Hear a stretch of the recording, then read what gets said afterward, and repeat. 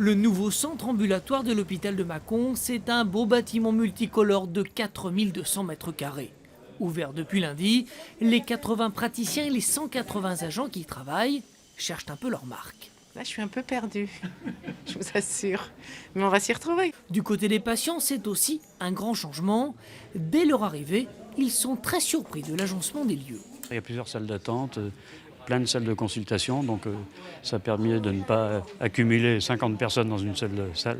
C'est très bien, je pense. Ah oui, c'est beaucoup mieux parce que c'est beaucoup plus, clair, beaucoup plus, accueillant, on va dire. Ouais. Et puis c'est bien indiqué de partout, donc oui, c'est très bien. Cette structure, qui a coûté 18 millions d'euros, propose 11 grandes activités de consultation, de soins d'éducation, de rééducation. Et tout a été pensé autour du parcours patient pour finalement qu'il passe ici le moins de temps possible. L'idée, c'est vraiment de créer une structure où le patient arrive le matin et il sera sûr d'être retourné chez lui le soir ou même en début d'après-midi.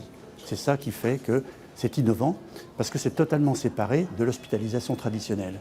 Et en ce sens, on peut dire que le centre ambulatoire de Mâcon, c'est une passerelle entre la médecine de ville, le domicile et l'hospitalisation habituelle dans des unités d'hébergement.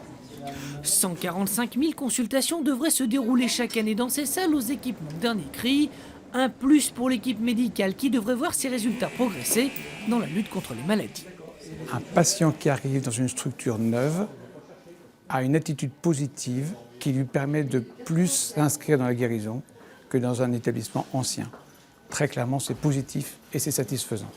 Une partie des locaux est encore en chantier. La dialyse et l'hospitalisation de jour devraient ouvrir d'ici quelques semaines, mais l'hôpital de Mâcon est d'ores et déjà à la pointe de la médecine ambulatoire.